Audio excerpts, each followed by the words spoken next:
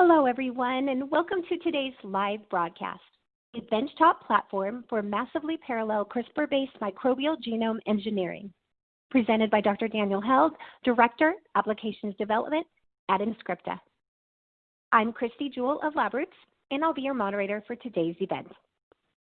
Today's educational web seminar is brought to you by LabRoots and sponsored by Inscripta. For more information on our sponsor, please click on the Inscripta logo at the left side of your screen or go to inscripta.com. Now let's get started.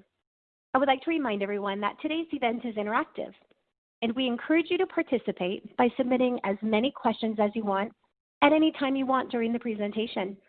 To do so, simply type them into the Ask a Question box and click the Send button. We will answer as many of your questions as we have time for. If you have trouble seeing or hearing the presentation, click on the Support tab found at the top right of the presentation window, or you can use that Ask a Question box to let us know you're experiencing a problem. I would now like to introduce to you our speaker, Dr. Daniel Held. Dr. Held has worked in molecular biology, directed evolution and strain engineering in a variety of industrial microbes for the last 12 years. He is a director of synthetic biology within the Microbial Applications Development Group. For a complete biography on Dr. Held, please visit the Biography tab at the top of your screen. Dr. Held, you may now begin your presentation.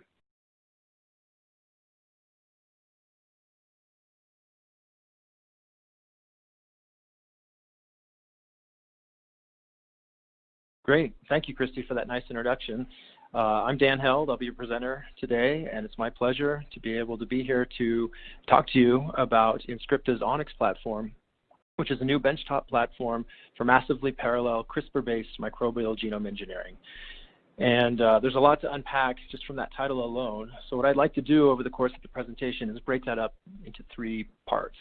I'd like to provide an overview of the underlying technology, and then move into an example workflow on the Onyx platform to give you a feel for what the customer will experience using the platform. And then finally, walk through a sample data set that we've generated at Inscripta in the applications development team to really begin to generate data sets with these libraries, much in line with what we believe and anticipate the customers will do themselves, and share with you what that data set looks like and how a customer might go about analyzing the data. So to start, this is a CRISPR-based platform, and so while CRISPR is certainly here to stay, and most folks are familiar with the basic premise by now, I did want to level set for the technology with a brief review of CRISPR-based genome editing. And so what I'm showing here is a simplified overview of a CRISPR nuclease. Could be a Cas9, could be a Cas12. That part isn't as important as the general concept of the editing, although I will remind the listener that Inscripta is supporting a CRISPR nuclease called MAD7, which we released publicly just over 2 years ago, and that sequence is still available on our website for download if a customer is interested, and that is also the exact same nuclease that will run on the Onyx platform. So just keep that in mind as I go. But in principle, the CRISPR, again, workflow is the same regardless of the nuclease you're using, and that is the enzyme loads with a guide RNA, which then will target the nuclease to the appropriate location in the genome to impart a double-stranded break. And again, Cas9, that'll be a blunt-ended cleavage event, and for MAD7 and the Cas12 family, that'll be a sticky end break. But the point remains, once that targeted double-strand cleavage event occurs, there's basically three possible outcomes, only two of which are relevant to genome engineering. The first is simply cell death, and that is a double-strand break is a lethal event, and so if the cell is unable to repair that double-strand break, there's no editing and there's no follow-on to the story. But really, in terms of how the cell would go about repairing that double-stranded break takes us to the editing story. And so one option is a non-homologous end joining repair, where the double-strand break is repaired, either the wild-type sequence being restored or an indel is made, and oftentimes the indel is what imparts the subsequent phenotype, most oftentimes an activation of that gene via introduction of a downstream premature stop codon on the gene. And that's not where the Inscripta technology goes. We're really more interested in employing the homology-directed option for repair, and that's where a donor DNA sequence is provided that imparts a very specific and precise edit as desired by the customer to the cut site. And so, in fact, for the rest of the presentation, just bear in mind that everything we're talking about and all the editing that's run on the Onyx platform runs through an HDR type repair. And in doing so, the edits that are made are going to be very precise and user-directed. And so I want to right away, even before I get into anything more about the platform, emphasize that point one more time to show the listener the types of edits that we've already been making using this technology. And so you can see we're editing both non-coding and coding regions of the genome. Non-coding on the left, we've been editing with 60 base pair promoter insertions in E. coli, just upstream of the start codon, on open reading frames all around the genome. And as well in yeast, we have an example of making terminator substitutions of about 35 to 40 base pairs. So these are, again, very precise and specified edits that the customer will be able to make using the platform. And then certainly within the coding region of genes, the user can insert a premature stop codon, and we've taken to inserting a triple stop insert, which is a 9 base pair insertion near the 5' end of genes to impart that premature stop codon and knock out protein function. And certainly within a gene, the user can mutagenize at the codon level, site saturation mutagenesis, and edits of that type. So there's one other really important sort of foundational aspect to editing with the Onyx platform, and that is the physical joining of the guide and donor DNA sequences. So in a typical addressed build where the guide and donor DNAs are co-transformed into the cell and editing results as a function of that nuclease-directed cut and donor-directed repair, this will scale to the degree that a user or a researcher has the capacity to design and build as many of these sort of co-transformants as desired. But the key component to this workflow is that each of those builds is compartmentalized separately. And again, so that will scale to the degree that the user has automation or time or brute force to build as many of these designs as they like. Again, co-transformation requires that every strain be built separately. But that only scales to so many hundreds or maybe thousands of strains over time. And so really, if you want to scale up into thousands or tens of thousands of designs, and this is the direction that Inscripta has taken the technology, that is to move to a pooled build scenario. And the pooled build approach breaks down rapidly as a function of co-transformation, because the likelihood that the appropriate guide and donor pair will find one another and be co-transformed into the same cell is a function that's inversely proportional to the number of pairs in the population. And so whereas a small frequency of the transformants will indeed receive the appropriate guide donor pair to cut and repair and impart the edit, the rest of the population most likely will be transformed with a cutting guide, but not the appropriate donor to make the repair. And so a large fraction of the population basically drops away, and this is a difficult paradigm to build a high number of novel strains. And so really the key insight and technical advance that was made by one of our founders, Andrew Garst, was to physically join the guides and the donors together onto the same DNA molecule. And so now in a pooled build paradigm, those thousands of designs could be transformed simultaneously. Every transformant is by definition co-transformed with the appropriate guide donor pair because they're linked physically, and now the build becomes much more scalable, and you really can now reach this massively parallel strain engineering concept that the Onyx platform enables. And to just reiterate that one more time in terms of what it really looks like in the lab, the addressable build is basically done in 96 well or 384 well plates, where the guide and donor are co-transformed as separate molecules, and the tracking is done at the level of the per well or the per plate sample via barcoding and liquid handling and automation of that sort. But in the pooled paradigm, the cell now becomes the partition. And now with hundreds of thousands of cells in the population at the moment of transformation, They become the partitions themselves. The guide and donor are provided as part of the same molecule, as well as now a trackable barcode. And so the tracking is now performed at the level of the cell. So with this as sort of the foundational nature of the technology, let's talk a little bit about where that takes us in the strain engineering space. Historically, if you think about strain engineering as an exercise that really is caught in a balance between the number of genomic locations that the investigator desires editing on and the types of edits that the investigator would love to impart on those genomes.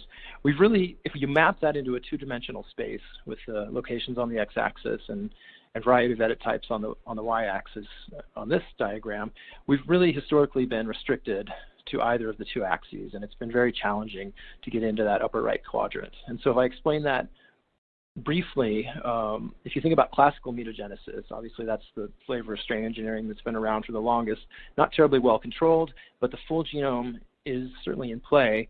It's just that the user doesn't really have the ability to control where the mutations go in, how many mutations go in simultaneously, nor the type of mutations that are imparted.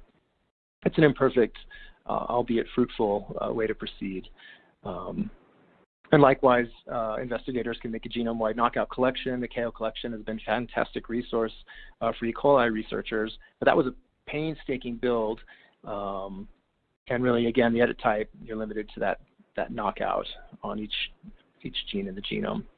Whereas if we switch to the vertical axis, most typically, whether an investigator wants to work on a native gene or a native pathway or even a series of heterologous genes, you're really restricted to just a small number of locations on the genome, although there the edit variety is greater because an investigator, even if using a CRISPR-based approach, can reuse the same guide RNA and co-deliver different donor sequences that might enable protein engineering or promoter tweaks or signal peptide tweaks, again, depending on the nature of the editing that the user is trying to achieve. But in both cases, that upper right quadrant, having a large number of locations around the genome accessible, as well as a broad number of edit types available on all of those locations, has been the challenge.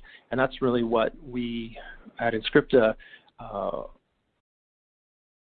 want to enable. And with the Onyx platform, we will be able to enable genome-wide engineering as well as genome discovery. And that's what the Onyx platform will deliver, both the combination of unprecedented scale around the genome, superior performance, and greater access both to the genome and to technology, because this will be available to any customer working on the Onyx platform. So now, if we start to step into what a workflow would look like for a user with the Onyx platform, I'd like to hang that onto the design, generate, test, learn cycle, really to call out the fact that the generate, the ability to build large amounts of strain diversity has really been the bottleneck in this workflow historically. And so while the design and the learn side of the workflow are more an informatic capability, we're really not in any way practically limited to the number of designs that an investigator can dream up informatically. And certainly our ability to do deep sequence analysis is now here on the learn side. And so when it comes to building strains or generating the type of diversity that could feed this design, generate, test, learn cycle, with a skilled team of molecular biologists or strain engineers working in the lab, really the number of strains that those individuals or teams can turn around on a per week cadence is limited in some degree to the organism that you're working in, but also to the types of engineering that you're trying to achieve, to really single digit or maybe low double digit numbers of strains per week. And that improves somewhat with the introduction of automation. Again, this addressable build in 96-well plates, the throughput certainly goes up into the tens, hundreds, and even low thousands of strains per week. But really there remains an impedance mismatch with the rest of the cycle, particularly when the test side can screen hundreds to thousands of strains per week, either again using robotic automation or flow cytometry or pooled-based selections. And so finally, what the Onyx platform will do will further push the boundary of what the user can build on the instrument, on the Onyx platform, in a single build.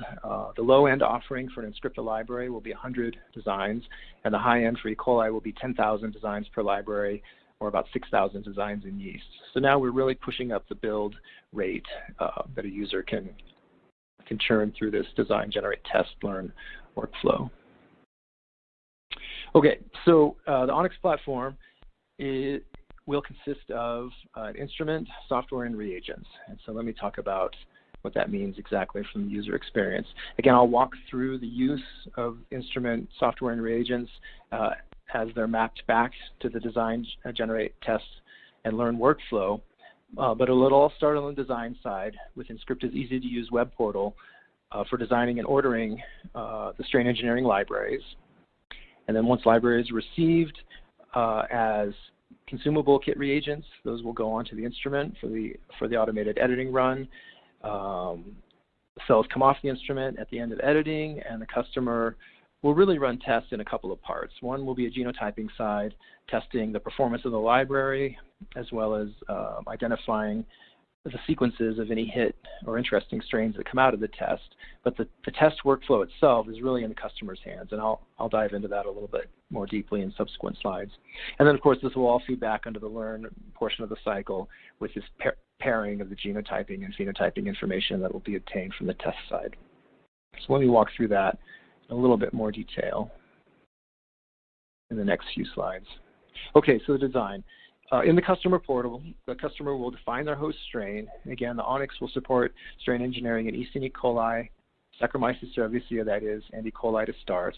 The user will select which targets within the genome they want to make edits on and design the edit libraries. And then we'll be able to order reagents right through the web portal through the shopping cart function. And really, again, to really drive the point home, what we're offering is precision, variety, and scale.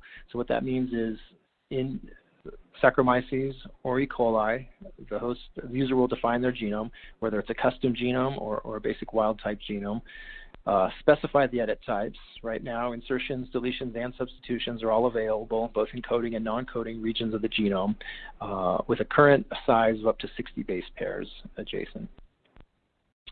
And from within these options, the user can really now start to get into the edit strategy that they want to take as they engineer their genome. So whether it's all within ORF editing on genes, as shown in the top diagram there, or in regulatory regions of genes, or some combination of both, this really should allow the user to either pursue specific hypotheses or remain totally agnostic and design discovery type libraries where it's really a hypothesis building strategy. And then ultimately, again, the full genome is in play. So as long as there's a PAM within proximity to the region that the investigator would like to edit, those designs can be made in the software. And under the hood, the software really is driven by some robust and powerful algorithms that have been trained now for the last couple of years at Inscripta. And general features include having been trained on over 300,000 designs so far, thousands of features evaluated, and we've created over 2 million designs in total to test, and feature improvement is ongoing. And this would include really deep characterization of PAM recognition by MAD7, as well as understanding how to best immunize the edited region against subsequent recutting by MAD7, maximizing designs for cut to edit distance, as well as donor DNA length, and many more. So these features are all built into the design software as a customer specifies where they want to edit their genome and what edits they want to make to really drive superior performance of the editing outcome. So once the customer pushes go in the shopping cart, there's about a 3-week turnaround time for those reagents to be manufactured at Inscripta, and then the customer will receive in the mail their editing kit components. So that'll include all the consumables that the user will load onto the deck of the instrument and be able to push go and then walk away and allow the instrument to handle all the wet lab manipulations that are part of the editing process. And at the end of the editing run, it'll be a 2-day run for E. coli libraries and a 3-day run for yeast libraries. The output vial is a single vial, mixed population of cells, which collectively will contain all of the edits in that library, which the user is then free to now move into their phenotyping or their test workflows. And so the test workflow really becomes pretty complex, in part because at this point, it's very much in the user's hands in terms of how they want to handle the cells, both from the very most immediate manipulation of running edit QC to really understand library performance, and then more meaningfully for the research program, moving into their phenotyping. And again, this is a space that's wide open according to what the customer has specified for their edit library and how exactly they want to screen that population to begin to look at phenotype. And then again, there's another sequencing component to the genotyping side because the barcodes can be tracked and the edits can be confirmed on the genome. Inscripta will provide sequencing kits as well to support Sanger-based and NGS-based workflows as the customer both QCs the library and evaluates hit variants.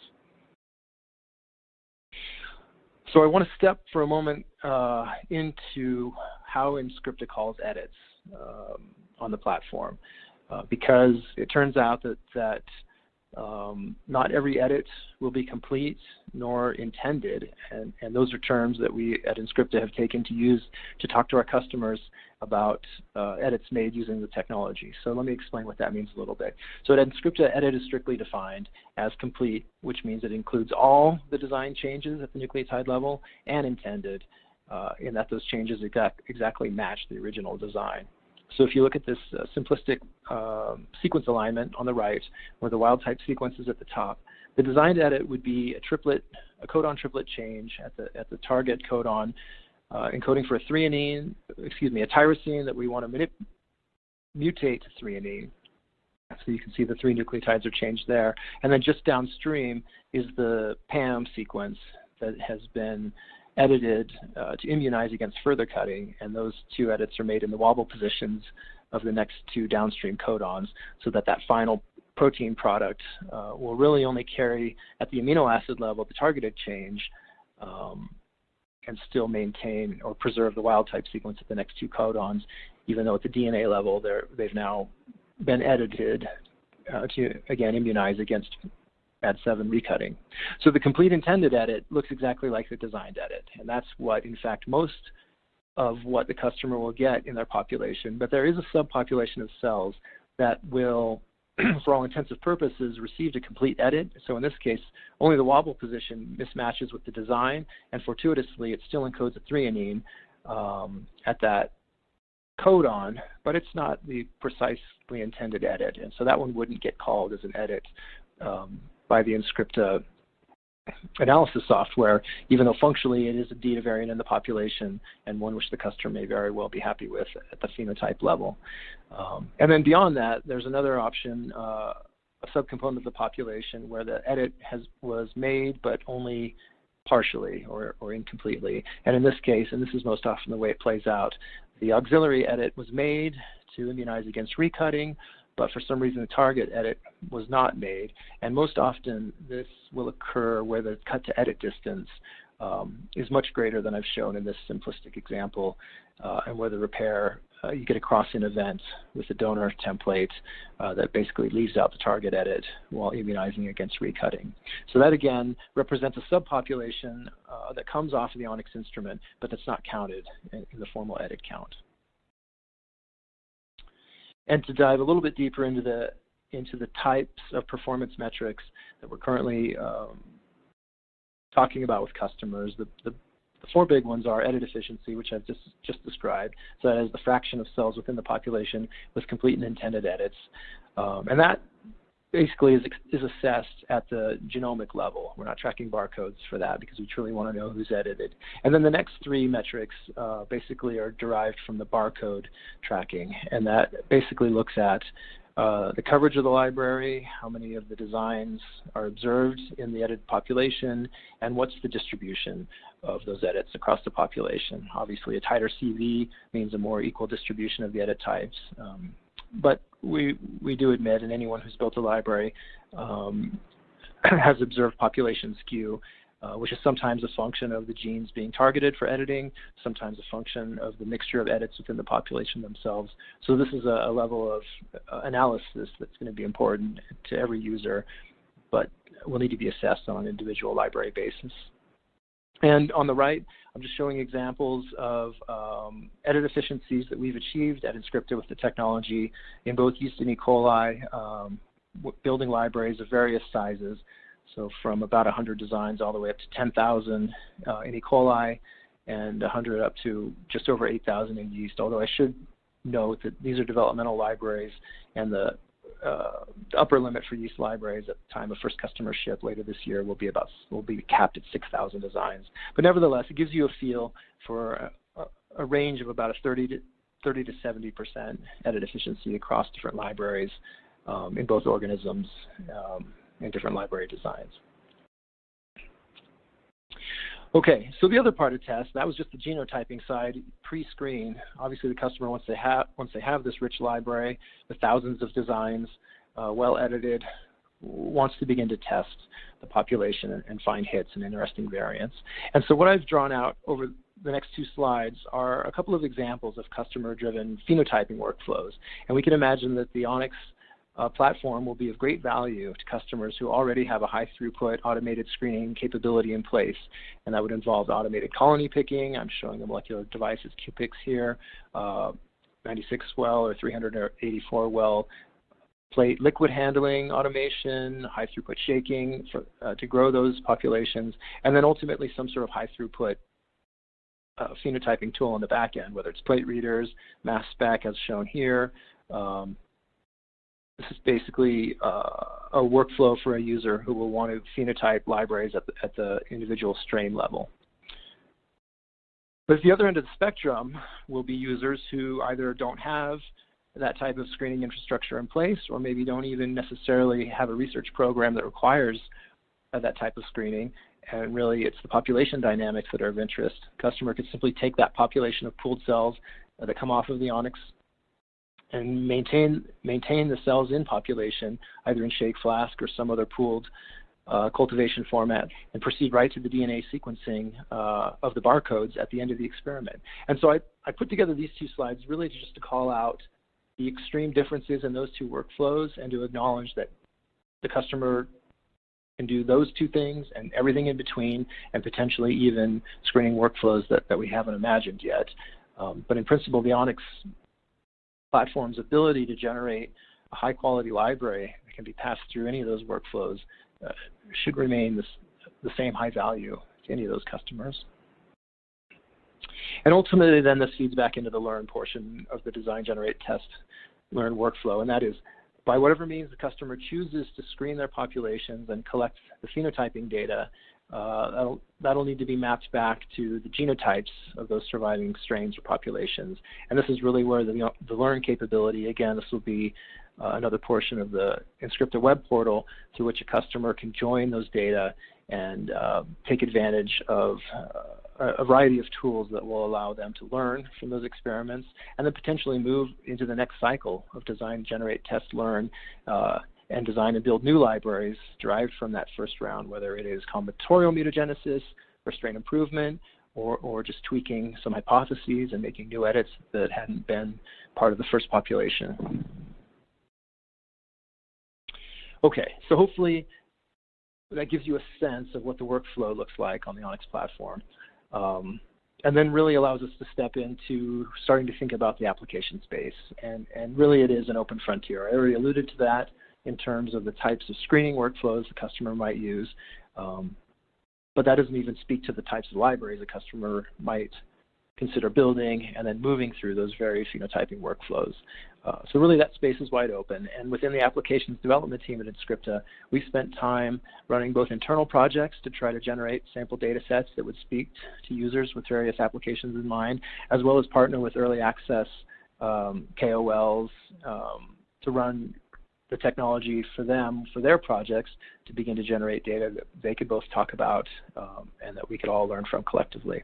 And so I want to now spend the last portion of the presentation walking you through one of those applications that we've run internally, and that is this osmotic stress response in E. coli.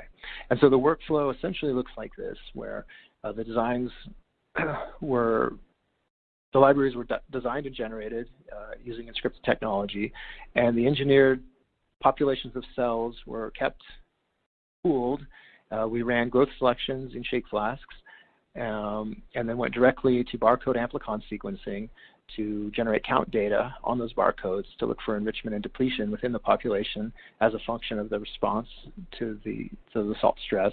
And really, we've now moved into the analysis and learn portion of that project. And so I'll walk you through what the data looks like and how we've chosen to analyze it. And you also get a flavor from this workflow, the time scale on which a user could execute this type of project, given the various different steps. Okay, so to set the stage with the types of libraries that went into this experiment, here we're working in E. coli, and we wanted to target, in a somewhat agnostic way, really no primary hypothesis behind this experiment, but a true discovery experiment, target all of the known genes in E. coli, so just over 4,000 total annotated genes, and we made 7 possible edit types on every one of those loci, either insertion of one of 5 different promoters of varying strengths, or 2 knockouts on each of those genes, one at codon position 5 and the other at codon position 15, again near the 5' end of the gene, so as to impart that premature stop codon and functionally knock out protein expression. So in total, we were able to design about 25,000 of the just over 28,000 total designs that we desired. And you can see I've got a reminder on the bottom left of the types of what the promoter insertions look like, as well as the triple stop. And the promoters, if you're not familiar with this particular promoter set, they're available on the iGEM website, and these are promoters that have been used in many of the iGEM competitions over the years, and they've been characterized in a number of different ways, but originally they were characterized for their relative strength expression of the red fluorescent protein, and these are just small synthetic constitutive promoters, so the weakest of which was set with a relative strength of 1, and then the other 4 promoters you can see have increasing strength relative to that weaker of the promoters. So these 7 libraries were all built separately, and then those populations were pooled and used as a starting inoculum for the shake flask experiments. And you can see at the 48-hour endpoint of the experiment, we did achieve saturated growth in our shake flasks. I should remind everyone this was an M9 supplemented M9 minimal media with glucose as the sole carbon source, and then a sodium chloride titration, either no salt or 2060 or 200 millimolar sodium chloride. And 12 flasks in total, those 4 conditions shown there, and 3 replicate flasks on each condition. And so once the barcode amplicon sequencing is completed, you have a very large and rich data set from which the user can begin to start to mine for discovery stories of an experiment of this kind. And so I'm showing on the left the normalized barcode counts by sample. There's 25 rows in this data, 25,000 rows in this data table corresponding to the 25,000 designable edits. And you can see the 2 columns for the edit that was made, one of the 5 promoters, or a knockout at positions 5 or 15, and then the particular gene on which that edit was made. And then 12 more columns, which correspond to the data coming from each of the 12 shake flasks. Again, the 4 salt treatments by 3 replicates for each condition. And so in total, this results in a table of 300,000 data points, which we can now begin to derive some interesting information. And the first way that we went about analyzing that data set was to simply look at the population distribution as a function of the 12 samples, the sodium chloride treatments. And you can see by PCA analysis that the no salt and lowest salt samples cluster near one another, and that you begin to achieve some separation as you move into your salt titration of higher concentrations. So right there at the most high-level global view, you can see the data already begins to look interesting. But if we go from that most low resolution view to the highest possible resolution view and zoom all the way into that lone blade of grass in the meadow, we've pulled out here the WAAZ gene in E. coli, which is involved in lipopolysaccharide core biosynthesis. And what we're showing now is one row of our 25,000 rows in that table, and the one particular, well, the 12 particular columns that correspond to the one edit, in this case, the medium strength promoter made on WAAZ.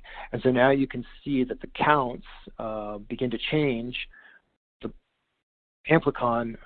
the barcode counts from the amplicon data begin to increase for that particular edit as a function of increasing salt concentration, suggesting that strains in which that edit was made indeed have a growth advantage in the population.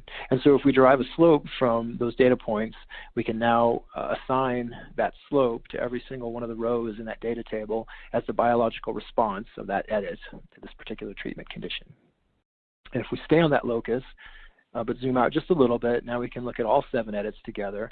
The edit from the previous slide is boxed in the middle in purple, and the other 6 edits are now shown. And you can see instantly a very interesting pattern begin to emerge, where all 5 of the promoter edits confer a benefit to the growth of those strains in the pooled population of varying degrees, whereas the knockouts were absolutely detrimental, and those strains are depleting from the population with an increase in salt dose. And so now, if with that slope that's been assigned to all of those data points per row in the data table, we can now zoom out one more level and now plot all 25,000 rows as a data point, which is that slope that we're calling the biological response. And the WAAZ data that was shown on the previous slides is shown as the purple points to give you a frame of reference for how that particular gene is behaving in the population. But within every column, there's 4,000 other points representing all the rest of the E. coli genome, and those 7 edits having been made at every other locus around the genome. And so now a very rich data set that the investigator can really begin to dive into and start to understand what's happening either at the population level or single gene level.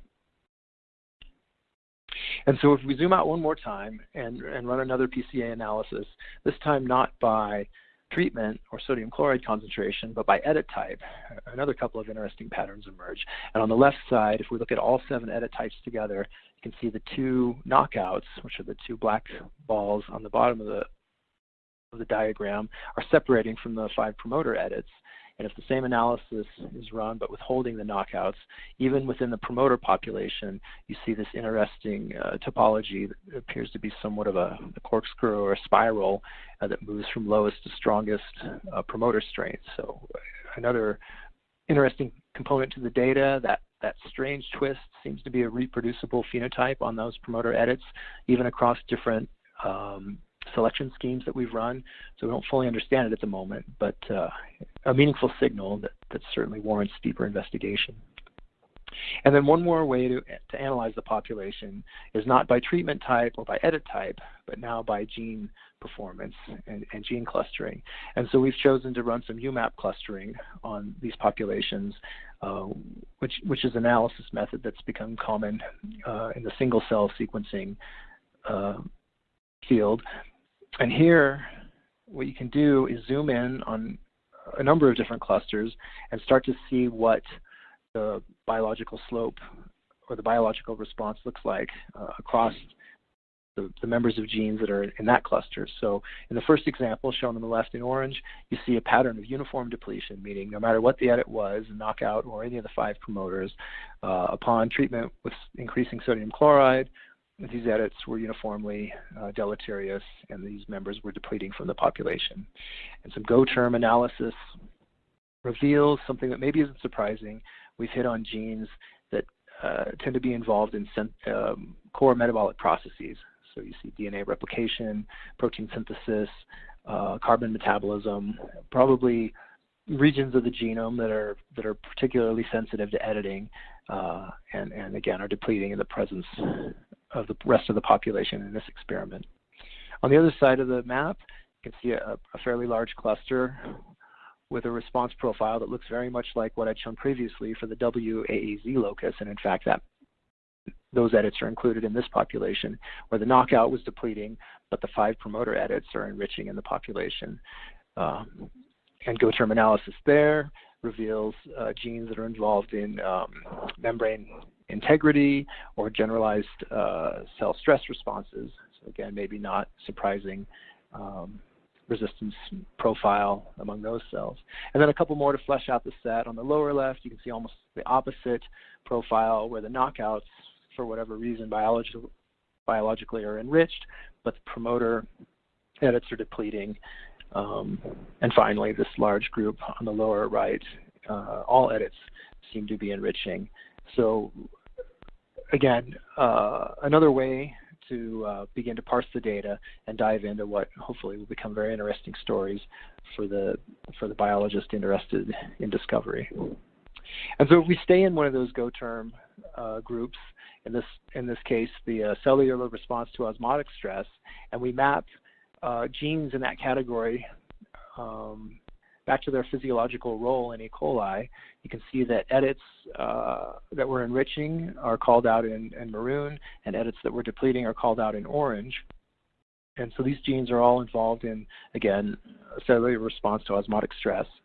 So if nothing else, these should be validating edits that this technology should be able to find. And if we zoom in on a couple of examples, this GSHA gene is one of 2 enzymes involved in conversion of glutamate to glutathione, which is an important intracellular osmolyte that the cell uses to regulate its osmolarity in the context of changing environmental conditions. A knockout on this gene is depleting in the population, so no surprise there, and that's actually confirmed in the literature. And conversely, this ProX, which is a membrane-associated protein involved in the uptake of glycine betaine, another important osmolyte. Here, the middle-strength promoter, again, is conferred an enriching phenotype for these strains in the population. And again, this is confirmed in the literature as well. So in this case, we've called out variants that can be confirmed, that are validating as a function of what's known in the literature, but within that same cluster on the UMAP profile are other genes behaving similarly for which perhaps there's been no prior annotation at all, or even functional annotation, that is, or even prior association with a phenotypic response to osmotic stress. So this is where hopefully the doors are opening now for discovery for the user.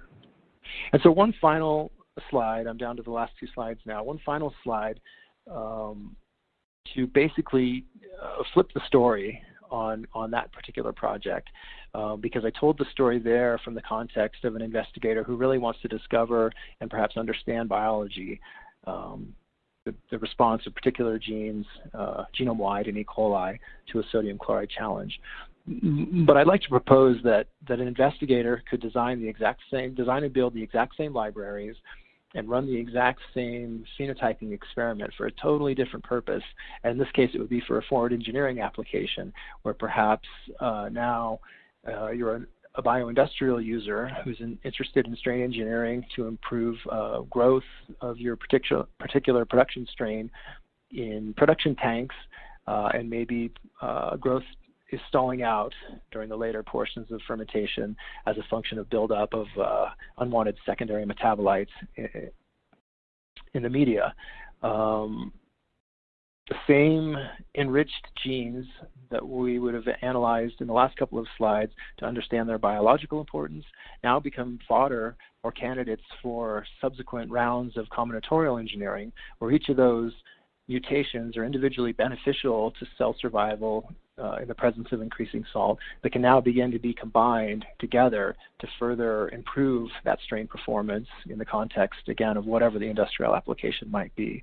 So the point there is simply that the Onyx platform should service users regardless of their primary research goal, and we're very excited to be able to tell that story and present this product for researchers across the board. And so that brings me to the last slide, and I'd just like to summarize. The Onyx CRISPR-based microbial engineering platform is here, and it's going to deliver user-friendly workflow for rapid DGTL cycles for the customer. genome scale intervention and mapping of genotype to phenotype relationships is now possible. And really what that means is we're moving genome biology from one of correlation to one of true causation, where the edit is made, the phenotype can be directly measured, and you can now begin to understand the cause of the function of that gene or those edits made on that gene or region of the genome. So ultimately, this should allow the investigator to focus their expertise and resources in pursuit of their most important research questions and the goals, and not be hung up trying to build these libraries or build their strains. Really just use Onyx to build the populations for you and move into your research program. And with that, I'd like to say thank you, and I'm happy to field any questions.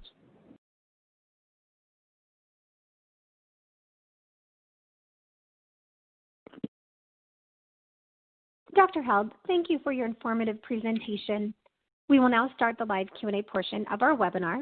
Now to our audience, if you have any questions you would like to ask, please do so now. Just click on that Ask a Question box located on the far left of your screen, and we will answer as many of your questions as we have time for. Okay, let's get started. We have so many questions already coming in. Dr. Held, let's start with this one. What is the maximum size in base pair length for edits? That's right. So currently at first customer ship, we'll be supporting edits of up to 60 base pairs in size. And so just to be specific about that, the customer can make an edit of a single nucleotide, single SNP, and any combination of base pairs all the way up to 60 nucleotides for both insertions, deletions, and substitutions. Thank you, Dr. Held. Our next question. Do you have any plans to scale edit sizes up to 10 kilobases? That's a great one, and we do get that one very frequently. At first customer ship, the answer is that won't be offered on the instrument, but it's definitely on our roadmap, although I think at this point it's not exactly clear when that offering will come available, but we know that's something customers want, and that's definitely part of what we're developing right now. Very good. Our next question, are each of the edits clonal? Great question. That's right. So when that population of cells comes off the Onyx instrument, every individual cell in the population is at that point by definition clonal, and so once those cells are plated, if the user chooses to do that, those colonies that would come off of an agar plate are indeed clonal at that point. As well as any cells that would grow up within the population would derive from a clonal founder. What's the molecular nature of the gRNA-DNA donor pair? Is it plasmid, linear DNA, etc.? Oh, great question. That's right. Yeah, from the diagrams in the deck, you can't pick that up. But in both yeast and E. coli, those DNAs are paired on a plasmid. Very good. We have so many questions coming in. All right, let's go with this one. Let's see. What is the workflow for pooled barcode screen without a growth selection-based readout? So I hope I understand that one right. Let me just try to restate it. A pooled barcode read without a selection. Is that what the question read? It's written, what is the workflow for a pooled barcode screen without a growth selection-based readout?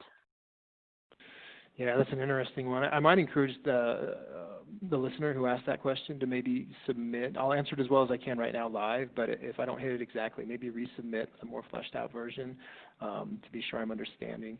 But basically, the population of cells, to get to the barcode amplicon data, the population of cells is basically lysed in mass, and the DNA, plasmid DNA is isolated, and then typically run an NGS sequencing run on the plasmid population and do barcode mapping back to the edit designs and count those edits as a function of the number of barcodes in the population. So I don't feel like I exactly hit the answer right, so please resubmit that if you'd like a more nuanced answer, and I'm happy to answer it online or by email. Very good. Dr. Held, could I give you an already edited strain to generate a library from it?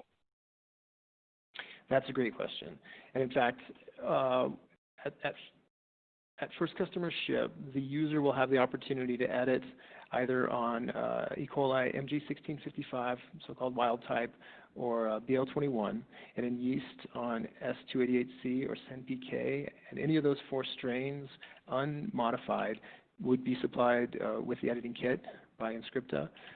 But we understand that most users will probably have their own custom strains that are derived from any of those 4 strains in which they've already made previous manipulations, and those strains are indeed editable on the Onyx platform, and the customer will be able to add those strains to their consumables kit once those arrive, and that will have full instructions for how a customer would put their own strains onto the instrument for that editing. Thank you. Let's see, next one.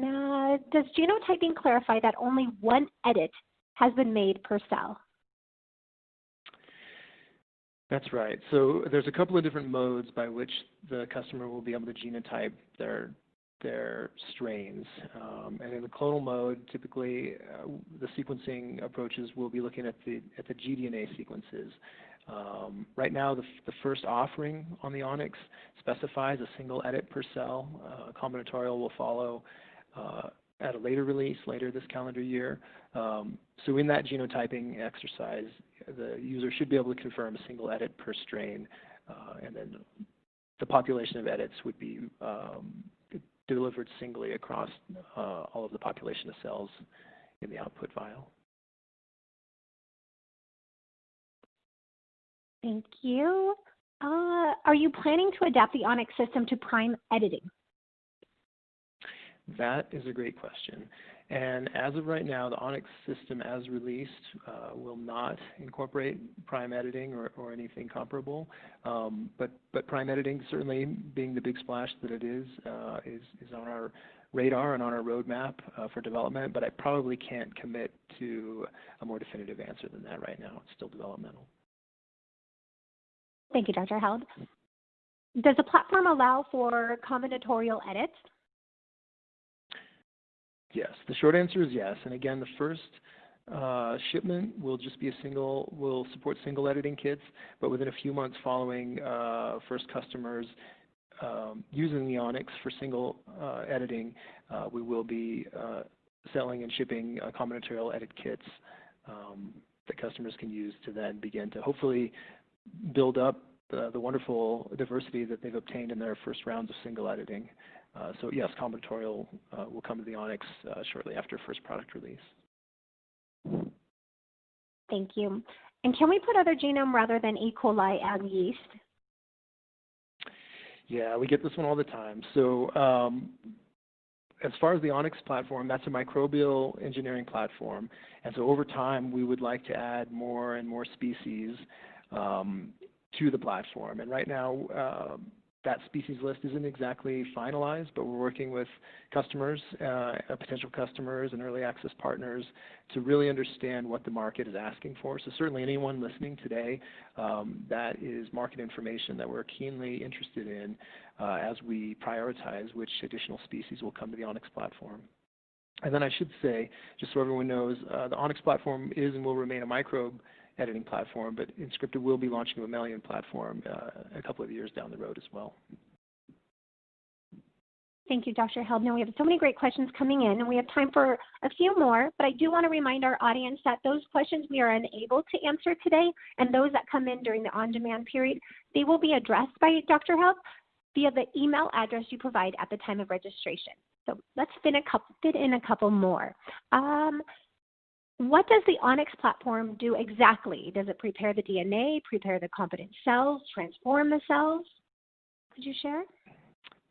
Yeah, I may be a little bit cagey on the answer there because some of exactly what happens on the platform is part of the proprietary nature of the offering.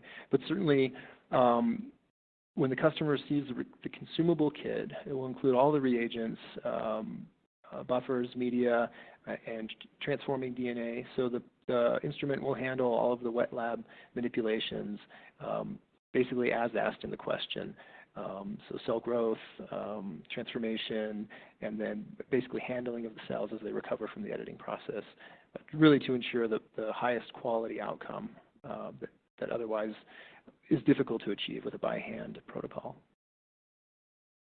Thank you. How do you prevent WT, non-cut cells, from overtaking population after transformation? Yep, that is a great question. This obviously comes from a user who has some experience with these types of workflows, and that's a challenge. Frankly, that is the first part of the answer, but that is part of the microfluidics features of the Onyx platform that really control for enrichment and representation of the edited population in the presence of that sort of wild-type population that might otherwise try to overrun the population. So I can't dive into the details of how that's accomplished, but that's absolutely a component of what the Onyx platform does for the user. Dr. Held, what would designing a kit for a new microbial species entail? That's a great one. And unfortunately, I probably, in this context, there's probably just not time to dive into that. So certainly, I could potentially respond to that email online. But the truth is, some of that is going to depend a little bit on what those next organisms are that are going to come to the Onyx platform. So I may have to leave it at that for the purposes of the webinar. Thank you, Dr. Held. And we'll wrap with this final question. Will Inscripta provide a service run the library generation for customers to avoid customers having to purchase an instrument which may not be fully utilized in their own lab? Yeah, that's a great question. Right now, the plan for commercializing the technology is through the Onyx platform itself. So we are not planning to offer sort of either pre-made libraries or custom design libraries that we would build as a service function. So hopefully for a user that maybe has that in mind, the plan would be to run editing on instrument. So perhaps there's a core facility or someone they can partner with to get access to an Onyx instrument if really that isn't going to be a purchase they want to make themselves. Thank you, Dr. Held, for this informative Q&A. And I also want to thank our audience for joining us today and for their interesting questions. We had quite a few questions we were unable to answer, but those will be answered via the email address you provided at your time of registration. I would once again like to thank Dr. Daniel Held for his time today and his important research. I'd also like to thank LabRoots and our sponsor, Inscripta, for underwriting today's educational webcast. This webcast can be viewed on demand. Thank you, Dan. And this webcast can be viewed on demand, and LabRoots will alert our audience via email when it's available for replay. We encourage you to share that email with your colleagues who may have missed today's live event. That's all for now, and we hope to see you all again soon. Until next time, have a great day.